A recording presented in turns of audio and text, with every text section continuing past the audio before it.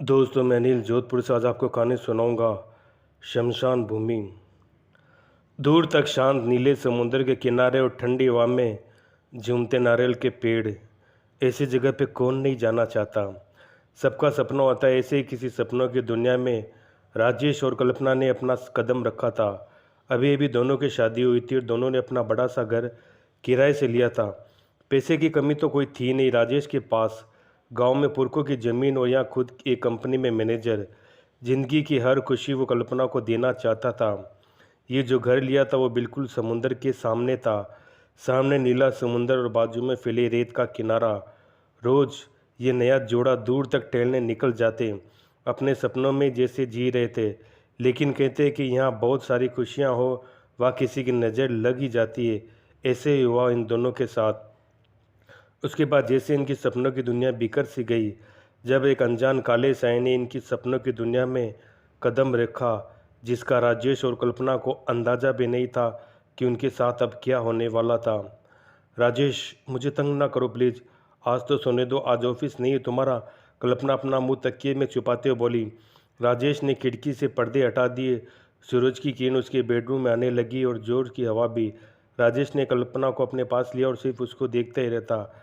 क्या देख रहे हो? कल्पना ने आंखें बंद करके पूछा। हम आपको देखे भी नहीं सकते। हम अपना खुली आंखों से देखना चाहते हैं। अब आप हमारा सपना हो जो पूरा हुआ। आप जैसी लड़की हमारे जीवन में ना हमारे लिए सपने से कम थोड़ी ना है। राजेश ने बहुत प्यार से कहते हुए कल्पना के बाल संवारे। आज जनाब का क्या इरादा है? कहाँ घुमाने लेके जाओगे मुझे? आज खाना भी बनाने का मन नहीं है मेरा। सुबह भी बाहर से मंगाते, रात को कहीं बाहर ही खा के आते। कल्पना ने अपनी मन की सुनाई। जो हुक्म मेरी रानी। राजेश ने उसकी हाँ में हाँ मिलाया।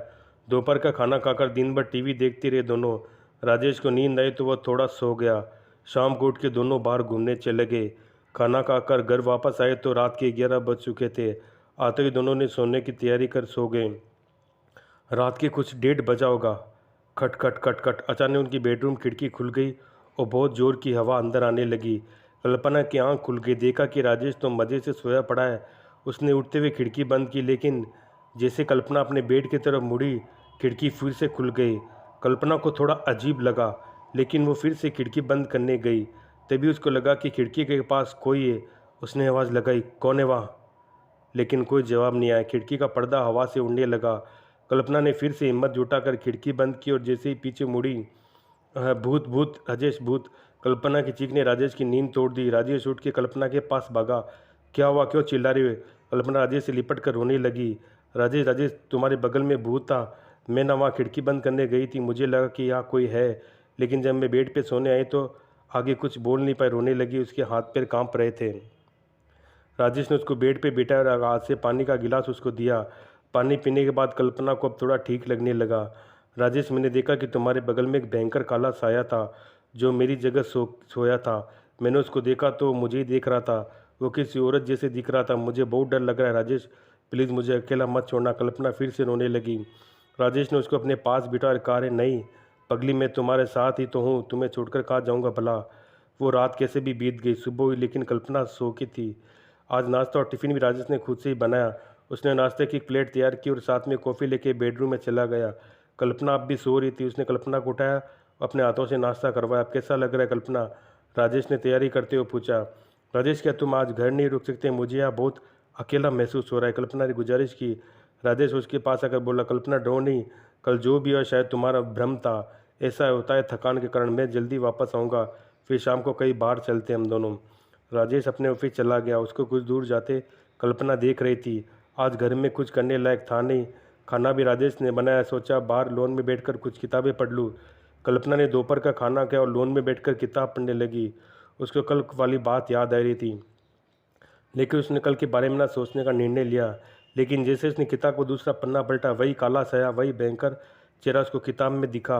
उसकी लाल आंखें जैसे खून था आंखों में। उसने झट से किताब दूर फेंक दी और बाजू में जाकर खड़ी हो गई। उसके घर के बगल में एक घर था। कल्पना की सारी हरकतें एक औरत देख रही थी। वो बाहर आकर कल्पना को आवाज़ लगाई, क्या हो बेटा, कोई परेशानी है क्या? तुम यहाँ नए नए आए हो क्या? आवाज़ सुनकर कल्पना होश में आई। अब वो उस औरत से बात करने लगी। वो बूढ़ी सी औरत अब कल्पना को लॉन के बगल में बने दीवार के पास आकर बात करने लगी। एक बहुत कहूँ बेटा, बुरा मत मानना, लेकिन यह घर काफ़ी दिनों से बंद था। यह पहले एक फैमिली रहती थी। लेकिन कुछ दिनों में उन्होंने घर खाली किया। पता नहीं, या कोई टिकता नहीं, तुम लोगों ने सब पूछ के लिया ना? और उस औरत ने जानकारी देते हुए कहा, हाँ आंटी, मेरे पति ने सब देख लिया होगा, घर उन्होंने ही देखा था। हमारी तो अभी शादी हुई। कल्पना ने अपने बारे में ज़्यादा बताना सही नहीं समझा। उस आंटी के पति ने आवाज़ लगाई तो औरत चली गई, लेकिन कल्पना कुछ सोच में गिर गई। ये सब मुझे क्यों दिख रहा है? वो घर में चली गई। अपने बेडरूम में जाने का उसका मन नहीं था। वो सोफे पर ही लेट गई। उसकी आँख कब लग गई उसे पता ही नहीं चला। दरवाजे की घंटी बजी। वैसे कल्पना की नींद खुली। वो दरवाज़ा खोलने, दरवाजे पर राजेश था। राजेश, अच्छा हुआ तुम आ गए। मेरा बिल्कुल भी मन नहीं लग रहा था। सारे दिन में सोई थी। कल्पना ने राजेश के हाथ से उसका बैग लिया और जगह पर रख दिया। शाम को घूम कर आने के बाद खाना बाहर से मंगाया था। दोनों खाना खाकर सो गए। रात को राजेश को प्यास लगी तो वह किचन में पानी पीने चला गया। तभी बाहर रास्ते कुछ कुत्ते उसके घर की तरफ देखकर भौंक रहे थे। राजेश को लगा कोई चोर तो नहीं घुस गया। इधर उधर देखा, सब ठीक तो था। वो बेडरूम की तरफ गया। उसने आते वक्त रूम का दरवाज़ा खुला रखा था, लेकिन अब वो बंद था। राजेश जैसे अंदर गया, अंदर का नज़ारा देख उसको चक्कर आने के लगे। कल्पना अपने बेड पे नहीं थी। वो हवा में झूल रही, उसके खुले बाल और लाल आंखें राजेश को घूर रही थी। ये सब देख एकदम से नीचे गिर गया। कल्पना धीरे धीरे दीवार पर चढ़ने लगी, उल्टी छत को जाकर चिपक गई। राजेश की तो जैसे सांसें रुक गई। ये सब क्या था, ये सोचने का उसके पास समय नहीं था। वह चिल्ला तो वह बाहर भागा और बेडरूम का दरवाज़ा खोल बाहर से लॉक किया। वो रात भर सोफे पर बैठा रहा, अपनी बीवी को ऐसे छोड़ के कहाँ जाता। लेकिन राजेश के मन में अब सैकड़ों सवाल घूमने लगे। सुबह हुई, राजेश ने हिम्मत करके दरवाज़ा खोला। कल्पना बेड पर सो रही थी, एकदम नॉर्मल, जैसे कुछ हुआ ही न हो। राजेश ने उसको उठाया, लेकिन कल के बारे में कुछ भी बात नहीं की। अपने सारे काम करके वो ऑफिस चला गया। शाम को घर आने की उसमें हिम्मत नहीं हुई। उसने बेल बजी। कल्पना आज बहुत बदली हुई नजर आई। उसके बाल खुले और बिल्कुल चुप। खाने पर भी कुछ नहीं बोली। अपने रूम में जाकर सो गई। राजेश बहुत देर तक सोफे पर ही बैठा सोच रहा था, लेकिन हिम्मत जुटाकर बेडरूम में जाने के लिए उसने अंदर कदम रखा। कल्पना का वो भयंकर रूप देखकर राजेश जैसे पत्थर बन गया। भयंकर काली डायन बन चुकी थी वो। जैसे कल्पना ने काला साया बताता, बिल्कुल उसके जैसे। उसके बाल खुले थे और लाल आंखें, मुंह से लाल खून बह रहा था। राजेश अब बहुत डर गया था। वो बाहर भागा। तभी कल्पना बाहर आई और बाहर का दरवाज़ा खोल के समुद्र किनारे से भागकर एक पुराने घर की तरफ चली गई। बहुत अंधेरा था। वहाँ एक पेड़ के पास जाकर ज़मीन पे सिर रखकर बहुत ही अजीब आवाज़ में बोल रही थी। राजेश मदद के लिए यहाँ वहाँ भाग रहा था। क्या करे उसको कुछ समझ नहीं आ रहा था। तभी वो बगल वाली आंटी एकदम एक आदमी को साथ में लेकर के, और उसको राजेश ने अभी कभी देखा नहीं था। आप कौन हो? राजेश ने पूछा। बेटा, तुम मुझे नहीं जानते, लेकिन तुम्हारी बीवी मुझे जानती है। मैं तुम्हारे बगल वाले घर में रहती हूँ। आंटी ने कहा, मैंने तुम दोनों को बाहर भागते हुए देख लिया था। तभी मैंने अपनी पहचान के एक मांत्रिक को बुला लिया। मांत्रिक बोलने लगा, यहाँ पहले शमशान हुआ करते थे, बाद में लोगों ने यह घर बना लिए। ये कोई दुष्ट आत्मा का काम लगता है। आत्माएं अंधेरा जब ज़्यादा हो तब यहाँ वहाँ घूमती है, जब अमावस हो तब उनकी ताकत बढ़ जाती है। इस बीच वो अपनी ताकत बढ़ाने के लिए कोई इंसानी शरीर खोजती है जिससे वो टकराए। आत्माएं उसे अपना कब्जा कर लेती है। वो उसके खून से अपनी प्यास बुझाकर खुद ताकतवर बन जाती है। अभी अमावस ही चल रही है। इन दिनों में वो तुम्हारी बीवी को अपना शिकार बनाएगी और अमावस के दिन उसकी मौत के साथ वो दुष्ट आत्मा अमर हो जाएगी। राजेश बहुत डर गया। वह हाथ जोड़कर मांत्रिक से कल्पना को बचाने की विनती करने लगा। प्लीज़ कुछ कीजिए, मेरी बीवी को बचाइए। उस मांत्रिक ने अपनी झोली में से थोड़ी राख निकाली। ये शमशान की राख है, हम वहाँ साधना करते, उसके सर पर लगा लो, वो काबू में हो जाएगी। राजेश ने वैसा ही किया। बहुत जोर की चीख के साथ कल्पना नीचे गिर पड़ी। तब राजेश ने गोद में उसको उठाकर घर की तरफ चला गया। साथ में मांत्रिक और बूढ़ी आंटी भी थी। घर पहुंचते मांत्रिक ने घर को अपने मंत्रों से बांध दिया। कल्पना को सुला करके वो सब बाहर आए। उनको एक काला साया दिखाई दिया हमारे बिस्तर पर। बस उस दिन से कल्पना बदल गई, राजेश ने बताया। मांत्रिक ने दीवार को हाथ लगाकर अपनी आंखें बंद की। एक आला तुम्हारी बीवी को लेने के लिए आया, उसको अमर होना, और वो उसको मार कर ही दम लेगा। वो बहुत शक्तिशाली, उसको बांधना मेरे बस की बात नहीं। मैं अपने गुरुजी को लेकर आता हूँ, तब तक तुम उसको रूम के अंदर बंद रखो। वो मांत्रिक और आंटी चले गए। राजेश को बहुत बेचैनी हो रही थी। उसको कल्पना की चिंता हो रही थी। सुबह से शाम तक वो बाहर चक्कर काट रहा था। शाम को अचानक रूम में रोने की आवाज़ आई। राजेश, मुझे बचाओ प्लीज़, मुझे क्या हो गया? मुझे मरना नहीं है, बचाओ। राजेश से रहा नहीं गया। दरवाज़ा खुला। कल्पना एकदम से शैतानी आवाज़ में बातें करने लगी और भयंकर रूप में आगे। राजेश ने उसको पकड़ना चाहा, लेकिन कल्पना ने अपने हाथ में बर्तन रखी, राजेश के सिर पर मारा। राजेश बेहोश हो गया। रात होने के बाद वो मानते अपने गुरुजी के साथ राजेश के घर आया। राजेश को बेहोश पाकर वो समझ गई शैतान अपनी चाल चली। कल्पना को लेकर कहीं भाग गया। राजेश को पानी मारकर होश में लाया। गुरुजी ने वो रूम देखा जहाँ कल्पना को कैद किया था। उसको कुछ समझ आया। वो बोले, बेटा, बहुत कम समय है, साया कोई मामूली साया नहीं है। कई सालों के बाद उसको कोई मनुष्य शरीर मिला है। अगर वो साया अमर हो गया और उसने इंसानी रूप धारण कर लिया तो कोई भी इच्छा पूरी कर सकता है। हमें तुम्हारी बीवी को किसी भी हालत में बचाना होगा, नहीं तो क़यामत होगी। चलो मेरे साथ। वो दोनों राजेश को लेकर शमशान में आए। वहाँ एक हवन चल रहा था।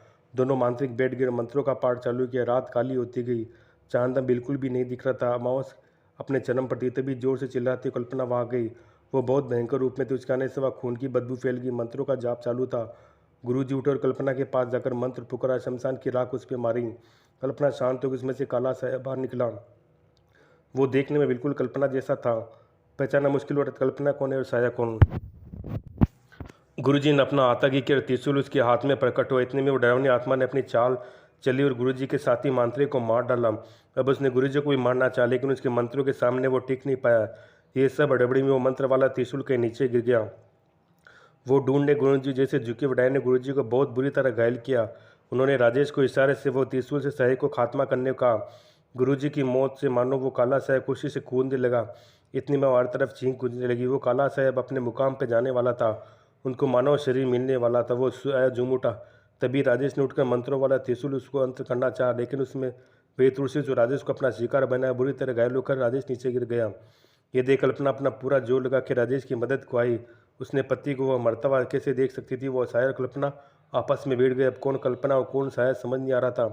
राजेश ने वो त्रिशूल उठाया। कल्पना ने इशारा किया और वो मंत्रा वाला त्रिशूल राजेश ने उस खूंखार साया के सीने में दे मारा। उसको तड़पता देख के राजेश ने अपनी बीवी का हाथ पकड़ा और शमशान में बाहर भागा। वो दोनों जैसे जैसे घर पहुंचे, घर के अंदर आते राजेश सोफे पर लेट गया। उसके सिर से खून बह रहा था। कल्पना ने राजेश को मरहम लगाया और राजेश को बेडरूम में सुलाया। इतने दिनों से वे ठीक से सो भी नहीं पाए थे। उनको सुलाकर कल्पना नहाने चली गई। उसके बाल खुले हुए थे। वापस आकर कंघी उठाई और आईने में देखा, सिर्फ कंघी दिख रही थी, कल्पना गायब थी। तो दोस्तों आज के लिए सिर्फ इतना ही। तब तक के लिए धन्यवाद।